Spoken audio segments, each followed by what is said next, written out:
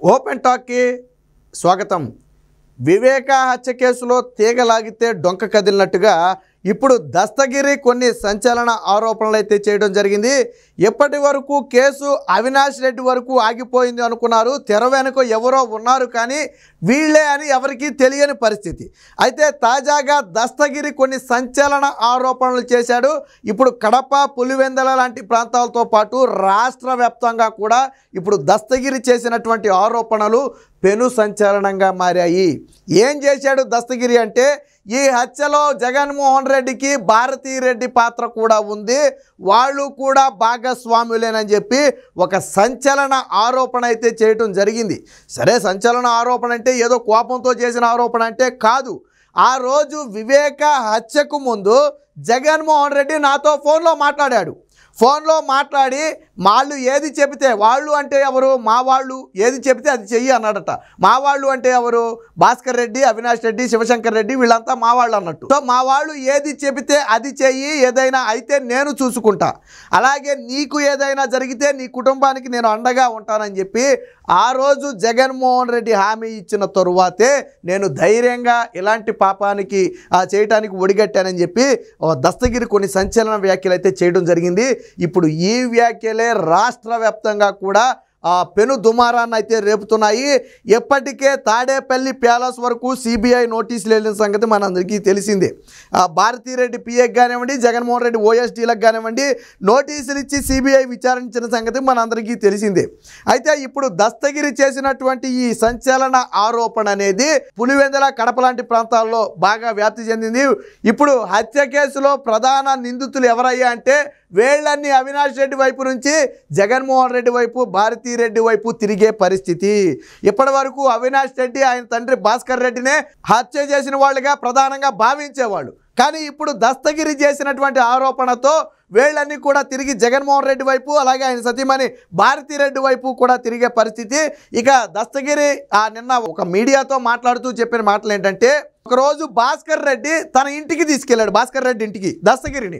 అయితే దస్తగిరి వెళ్ళే సమయానికే ఆల్రెడీ అవినాష్ రెడ్డి, శివశంకర్ రెడ్డి అక్కడ ఉన్నారు. భాస్కర్ రెడ్డి అలాగే ఎవరైతే అవినాష్ రెడ్డి, శివశంకర్ రెడ్డి, వీళ్ళు ముగ్గురు కూడా ఇదిగో ఇలాగా వివేకానంద రెడ్డిని హత్య చేయాలని చెప్పి ఒక పథకం ప్రకారం చేయాలని చెప్పి వాళ్ళ దగ్గర ఉన్న ప్లాన్ మొత్తం కూడా దస్తగిరి ముందు పెట్టారు. కానీ దస్తగిరి ఆ మాటలు విన్న తర్వాత వాళ్ళకి ఏం సమాధానం చెప్పకుండానే బయటకు వచ్చేసాడు. సరే, తర్వాత వస్తానన్నాడో లేకపోతే నాకు భయం వేస్తుందన్నాడో ఏం చెప్పాడో మొత్తానికి బయటకు వచ్చేసాడు.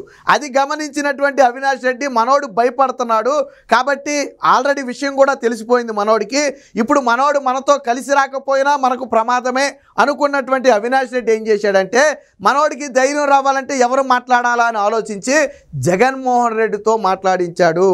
ఎప్పుడైతే ఆ దస్తగిరి ఆ మాటలు విని బయటకు వచ్చేసాడో కొంతసేపటి తరువాత అవినాష్ రెడ్డి నుంచి ఫోన్ వెళ్ళింది దస్తగిరికి.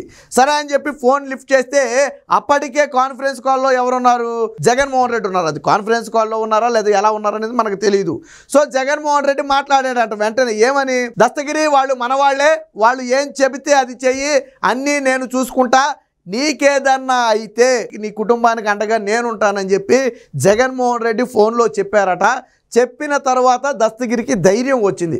సో జగన్మోహన్ రెడ్డి లాంటి వ్యక్తి పైన ఉన్నప్పుడు ఇక నాకేంట్లే భయం అనుకున్నాడేమో, కానీ అప్పుడు ధైర్యంగా ఇక ఈ పాపానికి ఒడిగట్టడానికైతే సిద్ధపడ్డాడు. సో జగన్మోహన్ రెడ్డికి ఇప్పుడు విషయం ఏంటంటే, వాళ్ళు మా వాళ్ళే, వాళ్ళు చెప్పింది చెయ్యి అన్నాడు జగన్మోహన్ రెడ్డి అంటే ఖచ్చితంగా హత్య గురించి జగన్మోహన్ రెడ్డికి తెలుసు కదా. హత్య ప్లాన్లో జగన్మోహన్ రెడ్డి భాగస్వామ్యం ఉందనే కదా ఇప్పుడు అనుమానం. మరి హత్య గురించి తెలియకుండానే వాళ్ళు ఏం చెబితే అది చేయని జగన్మోహన్ రెడ్డి చెప్పడు కదా. ఇప్పుడు మీరు వాళ్ళు ఏం చెప్తున్నారో తెలియకుండా జగన్మోహన్ రెడ్డి ఏది పడితే అదైతే చేయమన్నాడు కదా. అంటే హత్య కుట్రకు సంబంధించి జగన్మోహన్ రెడ్డికి ముందే తెలుసు అనేది దస్తగిరి చేస్తున్నటువంటి ఆరోపణ.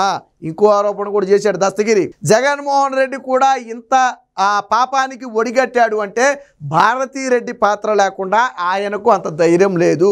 వివేకానంద రెడ్డిని చంపాలి అనే అంత ధైర్యం జగన్మోహన్ రెడ్డికి లేదు. దీని వెనక ఉన్న వ్యక్తి భారతీరెడ్డి. ఆవిడ ప్రోద్బలంతోనే జగన్మోహన్ రెడ్డి, అవినాష్ రెడ్డి, భాస్కర్ రెడ్డి, శివశంకర్ రెడ్డి వీళ్ళంతా కలిసి కుట్ర పని ఉంటారనేది దస్తగిరి చేసినటువంటి ఆరోపణ. ఇప్పుడు ఈ ఆరోపణలు మొత్తం కూడా రాష్ట్ర వ్యాప్తంగా కూడా పెను ప్రకంపనగా మారాయి. అందుకనే జగన్మోహన్ రెడ్డిని కేసును ఎందుకు బలంగా ఆపుతున్నాడు అనేది ఇప్పుడు మీ అందరికీ అర్థమై ఉండాలి. జగన్మోహన్ రెడ్డి సర్వశక్తులు ఒడ్డి అవినాష్ రెడ్డి అరెస్టు కాకుండా అక్కడి నుంచి కేసు కదలకుండా సర్వశక్తులు ఒడ్డి ఎందుకు ఆపుతున్నాడు అంటే, ఇందులో జగన్మోహన్ రెడ్డి భారతీరెడ్డిల పాత్ర ఉందని తెలిస్తే తరువాత ఈ కేసు వీళ్ళ మెడకు చుట్టుకుంటుందనే ఒక ఉద్దేశంతోనే, ఒకవేళ అవినాష్ రెడ్డి అరెస్ట్ అయినా ఎక్కడ భారతీరెడ్డి జగన్ రెడ్డి పేర్లు బయట పెడతాడనే ఒక భయంతోనే అవినాష్ రెడ్డిని అరెస్టు కాకుండా జగన్మోహన్ రెడ్డి అడ్డుకుంటున్నాడు. సో అసలు భయం ఏంటంటే, వాళ్ళు దొరికితే దొరికారు, వాళ్ళు దొరికితే నేను బయటకు వస్తాను, ఎందుకంటే నా పాత్ర కూడా ఉందని జగన్మోహన్ రెడ్డి భయపడుతున్నట్టుగానే ఇప్పుడు ప్రజలందరూ కూడా భావించే ప్రజలు. అప్పుడు పులివెందుల ప్రజలకు ఇప్పటివరకు ఏంటంటే ఒక అనుమానం ఉండేది, జగన్మోహన్ రెడ్డి పాత్ర లేకుండా అంత ధైర్యం ఉంటుందా, జగన్మోహన్ రెడ్డిని వీళ్ళు వెనకేసుకొస్తున్నాడంటే ఈయనకేదో పాత్ర ఉందేమో అనే అనుమానం చాలామందిలో ఉండేది. కానీ ఇప్పుడు అర్థమైంది ఏంటంటే, అనుమానం కాదు, అసలు కర్త కర్మ క్రియ ఒకవేళ జగన్మోహన్ రెడ్డి అనేమో, దీని వెనక మొత్తం ప్లాన్ చేసింది మొత్తం జగన్మోహన్ రెడ్డి అనేమో. అందుకనే ఇప్పుడు దస్తగిరి చేసిన వ్యాఖ్యల పట్ల పులివెందుల కడప లాంటి ప్రాంతాల్లో ఎందుకు సంచలనంగా మారాయి అంటే, ఇప్పటివరకు కొద్ది గొప్ప అనుమానం ఉన్నమాట వాస్తవం జగన్మోహన్ రెడ్డి మీద, కాదని ఎవరు చెప్పలేని పరిస్థితి. ఇప్పుడు అనుమానం కాదు, అది నిజమేనని నమ్మే పరిస్థితి. సో ఇప్పటి వరకు అవినాష్ రెడ్డి వైపు చూపించిన వేళ్ళన్నీ ఇప్పుడు జగన్మోహన్ రెడ్డి వైపు, భారతీరెడ్డి వైపు చూపిస్తున్నాయి. ఇప్పుడు ఈ అంశమే రాష్ట్ర వ్యాప్తంగా ఎన్నికలకు ముందు ఒక హాట్ టాపిక్గా మారింది. సో దీనికి సంబంధించిన వార్త కూడా వచ్చింది, ఒకసారి చూద్దాం. ఇక్కడ చూడండి, మా వాళ్ళు ఏం చెబితే అది చెయ్యి, అన్నీ నేను చూసుకుంటా. వివేక హత్య ముందు నాతో జగన్ ఫోన్లో మాట్లాడారు. ఎవరు చెప్పారు? దస్తగిరి చెప్పాడు. నీకేమన్నా అయితే తానున్నానని భరోసా. దస్తగిరి సంచలన వ్యాఖ్యలు. సో ఇక్కడ ఒకటి అర్థం చేసుకోవాలి, మా వాళ్ళు అంటే ఎవరు? అవినాష్ రెడ్డి, భాస్కర్ రెడ్డి, శివశంకర్ రెడ్డి, వీళ్ళంతా కూడా మా వాళ్ళు అంటే అక్కడ మీనింగ్ అది. సో వాళ్ళు ఏం చెబితే అది చెయ్యి అంటే, ఆల్రెడీ ఇంటికి తీసుకెళ్ళి కూర్చోబెట్టి హత్య గురించి వివరించారు కదా. సో వాళ్ళు ఏం చెప్తే అది చేయి, హత్య చేయమంటే హత్య చేయి, లేకపోతే ఇంకోటి చేయమంటే ఇంకోటి చేయి, నీకు అన్నీ నేను చూసుకుంటా వెనకమాల. అలాగే నీకేదైనా కానీ నేనున్నాననే భరోసాను జగన్మోహన్ రెడ్డి ఇచ్చాడు అంటే, వివేక హత్య గురించి ఆ ప్లాన్ గురించి జగన్మోహన్ రెడ్డికి ముందే తెలుసు.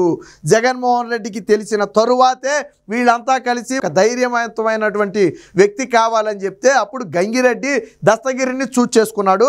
దస్తగిరి ఆ రోజు జగన్మోహన్ రెడ్డి హామీ ఇచ్చాడు కాబట్టే ఈ పాపానికి ఒడిగట్టడానికైతే సిద్ధపడ్డాడు. సో ఈ హత్యలో ఎంపీ అవినాష్ రెడ్డి, భాస్కర్ రెడ్డి, శివశంకర్ రెడ్డితో పాటు సీఎం జగన్, ఆయన భార్య భారతి హస్తం ఉందని, అందుకే కేసు విచారణ ముందుకు సాగటం లేదని ఆరోపించాడు. ఈ విషయంలో వైఎస్ఆర్ జిల్లా ప్రజలందరికీ తెలుసని ఓ ఛానల్కి ఇచ్చిన ఇంటర్వ్యూలో వెల్లడించారు. వివేక హత్యకు ముందు నన్ను భాస్కర్ రెడ్డి ఇంటికి తీసుకువెళ్ళాడు. అక్కడ అవినాష్ రెడ్డి, భాస్కర్ రెడ్డి, శివశంకర్ రెడ్డి ఉన్నారు. నాతో మాట్లాడుతూ వాళ్ళు చెప్పినట్లు చేయాలని కోరారు.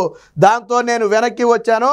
వెంటనే అవినాష్ రెడ్డి ఫోన్ ద్వారా జగన్ నాతో ఫోన్లో మాట్లాడారు.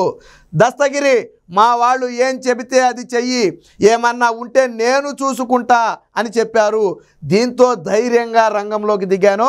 భారతీరెడ్డి సూచన లేనిదే జగన్మోహన్ రెడ్డి కూడా ఈ సాహసానికి పాల్పడే అవకాశమే లేదని దస్తగిరి చాలా స్పష్టంగా చెప్తున్నాడు. అంటే ఇక్కడ ఒకటి, దస్తగిరి అనే వ్యక్తి భయపడ్డాడు కాబట్టి ఏం చేయాలి, తనకు ధైర్యం వచ్చే విధంగా ఎవరో ఒకరు మాట్లాడాలి.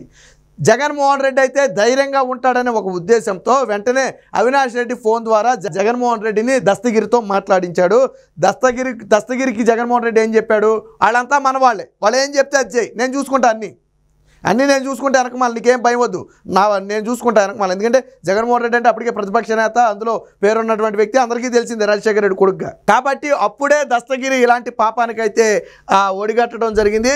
సో జగన్ అండతోనే ఇవన్నీ జరిగాయని చెప్పారు. వివేక హత్య వెనుక జగన్ భార్య భారతీ హస్తం ఉన్నందునే సాక్ష్యాలు చెరిపేసే ప్రయత్నం చేశారు. కడపలో సిబిఐ ఎస్పీ రామ్ సింగ్ పైన కేసు పెట్టారు. సిబిఐ వాహన డ్రైవర్ను కూడా బెదిరించారు. జగన్ అండలేకపోతే ఇంట్లో కుక్క కూడా చనిపోదు అని దస్తగిరి చెప్పారు. సో వివేక హత్యకు ముందే వివేక ఇంట్లో కుక్కను కూడా చంపేశారు. సో అది కూడా ఇందులో ప్రీప్లాన్, మర్డర్లో ప్రీప్లాన్ అనుకుంటే అది వేరే విషయం. అసలు జగన్ హస్తం లేకపోతే ఆ కుక్క కూడా చనిపోదని చెప్పి దస్తగిరి చెప్పాడు. ఇక ఇంకోటి కూడా చెప్పాడు చూడండి, నాకున్న గుండె ధైర్యంతోనే ఎర్రగంగిరెడ్డి హత్యకు నన్ను ఎంచుకున్నారు. అప్రూవర్గా మారే ముందు నా నిర్ణయాన్ని ఎర్రగంగిరెడ్డికి స్పష్టంగా చెప్పాను. అప్రూవర్గా మారితే తనతో పాటు జగన్ దంపతులు కూడా జైలుకు పోయే పరిస్థితి వస్తుందని, అలాంటి పని చేయవద్దని హెచ్చరించారు. కానీ అప్రూవర్గా మారకపోయి ఉంటే ఈ నెపం మొత్తం కూడా టీడీపీ నేతలపై నెట్టేసేవారని చెప్పి ఆరోపించడం జరిగింది. సో ఎప్పుడైతే వివేక హత్య జరిగిపోయిన తర్వాత పశ్చాత్తాపడినటువంటి దస్తగిరి నేను అప్రూవర్గా మారాలనుకుంటున్నాను అని చెప్పి ఎర్రగంగిరెడ్డి, ఎవరైతే ఈ హత్యకు ముందుగా పురమాయించిన వ్యక్తి ఉన్నాడో ఎర్రగంగిరెడ్డికి చెప్తే ఎర్రగంగిరెడ్డి అన్నాడంట, అప్పుడు నువ్వు నేనే కాదు మనతో పాటు జగన్మోహన్ రెడ్డి, భారతీ రెడ్డిలు కూడా జైలుకు రావాల్సి ఉంటుంది, కాబట్టి నువ్వు అలాంటి పిచ్చ నిర్ణయాలు ఏమి తీసుకోవద్దని చెప్పి ఒక రకంగా దస్తగిరిని హెచ్చరించారు. అయినా దస్తగిరి పశ్చాత్తాపం పడి ఖచ్చితంగా నేను అప్రూవర్గా మారాలనే ఉద్దేశంతోనే ఆ తర్వాత అప్రూవర్గా జరిగింది. సో ఇకపోతే నా ఫోన్ ట్యాపింగ్లో ఉంది. ఇక అవినాష్ రెడ్డి మాట్లాడితే సునీతకు అమ్ముడుపోయాడు అని చెప్తున్నాడు కదా, నా ఫోన్ ఇప్పటికీ ట్యాపింగ్లో ఉంది. ఆ విషయం నాకు కూడా తెలుసు. నేను ఏం మాట్లాడుతున్నాను, ఏం చేస్తున్నాను, ఎక్కడికి వెళ్తున్నాను అన్ని విషయాలు కూడా వీళ్ళు గమనిస్తూనే ఉన్నారు. మరి నిజంగా నేను అమ్ముడుపోయి సునీతతో మాట్లాడుంటే, ఏదైనా లావాదేవీల గురించి మేము చర్చించుకుని ఉంటే మరి ఎప్పటి వరకు ఎందుకు బయట పెట్టలేదని చెప్పి అడిగాడు. అదేవిధంగా నేను సునీతకు అమ్ముడుపోయినట్టుగా నిరూపిస్తే నేను ఏమీ చెప్పకుండా ఈ మొత్తం నెత్తి మీద వేసుకుని నేను వెళ్ళిపోతా జైకి, కేసు మొత్తం. లేదు నేను నిరూపించలేకపోతే, నేను సునీతకు అమ్ముడుపోయానని నిరూపించలేకపోతే అవినాష్ రెడ్డి జైలుకు వెళతాడా అనే ఒక సవాల్ను కూడా దస్తగిరి అయితే విసరటం జరిగింది. ఏది ఏమైనా వివేక హత్య కేసులో తీగలాగితే డొంక కదిలినట్టుగా ఇప్పటి వరకు అవినాష్ రెడ్డి వరకు మాత్రమే ఆగినటువంటి ఈ హత్య కేసు ఇప్పుడు జగన్మోహన్ రెడ్డి, భారతీ రెడ్ల మెడకు చుట్టుకునేటట్టుగా కనపడుతుంది. సిబిఐ కూడా దీని మీద పూర్తి స్థాయి విచారణ చేయాలి. ఒకవేళ దస్తగిరి చెప్పింది నిజమో అయితే ఆ భారతీ రెడ్డి, జగన్మోహన్ రెడ్డి మీద కూడా కేసు నమోదు చేయాలి. ఒకవేళ దస్తగిరి చెప్పింది అబద్ధం అయితే అది బాహ్య ప్రపంచానికి చెప్తే వాళ్లకు ఈ కేసుకు సంబంధం లేదని ప్రజలు కూడా తెలుసుకునే అవకాశం ఉంది. మొత్తంగా దస్తగిరి అప్రూవర్గా ఇప్పటివరకు చెప్పిన అన్ని విషయాలను పరిగణలోకి తీసుకున్న సిబిఐ తాజాగా జగన్మోహన్ రెడ్డి, భారతీ రెడ్ల పేర్లను కూడా పరిగణలో తీసుకోవాలి, వారిని కూడా విచారించాలి. ఈ అంశం ఇప్పుడు పులివెందుల, కడప ప్రాంతాల్లో మాత్రం పూర్తి హాట్ టాపిక్గా మారింది.